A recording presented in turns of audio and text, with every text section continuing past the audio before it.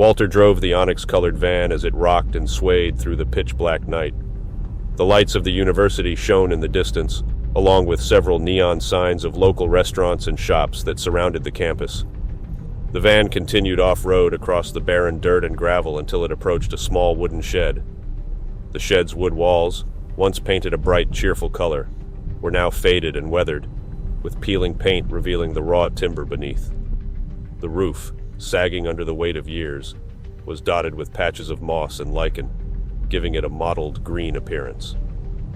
Walter slowed the vehicle down to a calm but bumpy crawl across the rough landscape. "Pull up there," Job told him, pointing to the eastern side of the dilapidated building. His eyes fixated on it with an uneasy intensity. Walter caught himself staring and quickly turned his attention back to the task on hand and to an unmarked black sedan that was waiting for them on the opposite end of the building. Job approached the military crate stored next to the partial bench within the vehicle. He opened the case and pulled out an M4 rifle, handing it to Tamara. "Watch our back."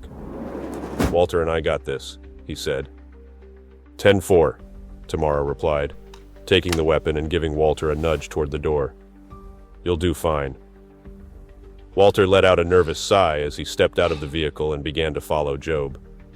He was more accustomed to being the driver or leveraging his growing programming skills to scour the dark web for leads.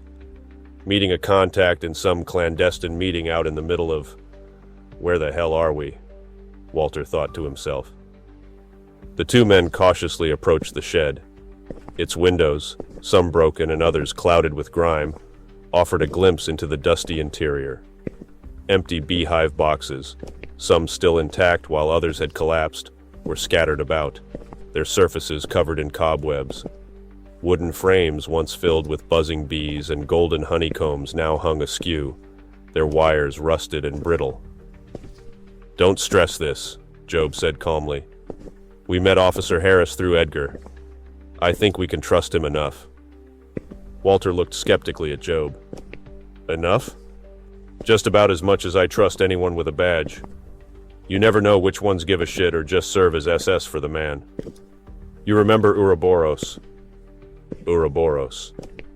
The very mention of the word stirred anger and ire in Walter. Years ago, when he was an aspiring athlete, he watched his big sister follow in their father's footsteps and join the military. A year later, his neighbor and longtime friend Job also enlisted and left him behind. Left him alone. Both Tamara and Job ended up in a special forces unit under the command of Blake. Aspiring future talent, they were called. He was proud of them.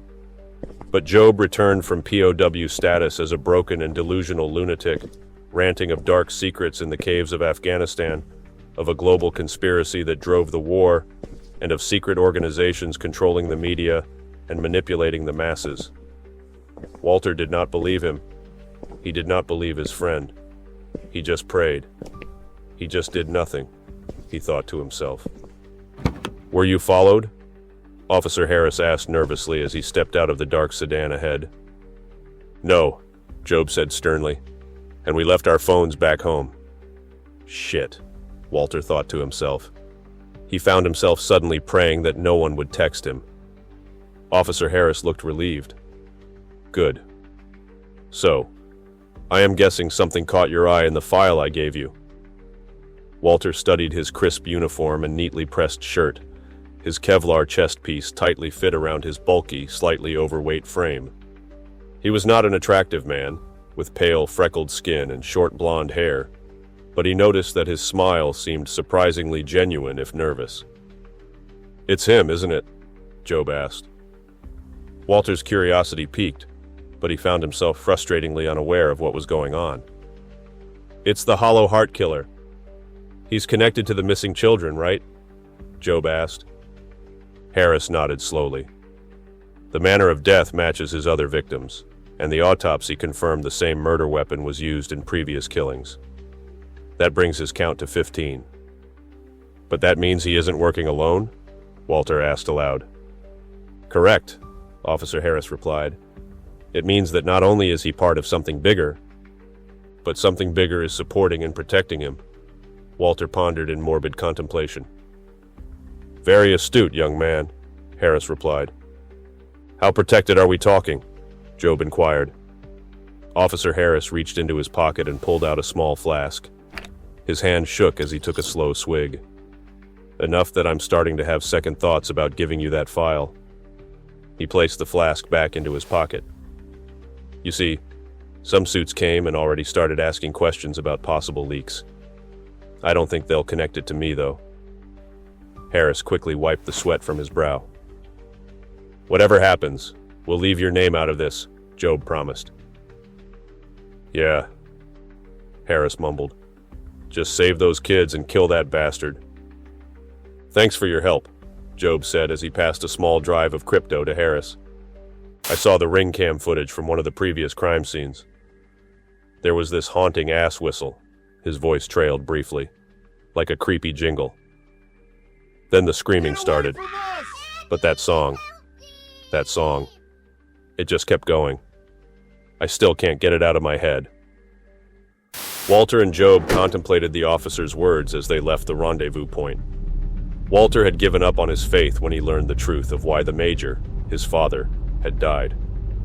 But at this moment, even as he drove away with Job and Tamara, he wished that there was some truth to those prayers and words he once believed. Maybe then he would not feel so lost, so desperate, so alone. You ever look back on your life and wonder how the hell you ended up here? Lost, adrift in a sea of shitty decisions and even shittier luck. But you know what? I'm still standing. Cassandra stared out the window as the group of hunters sat around the living area, listening to her tale. I thought I could outrun my past, start fresh somewhere new. So, I hit the road, chasing illusions of a better life. But life has a funny way of tripping you up.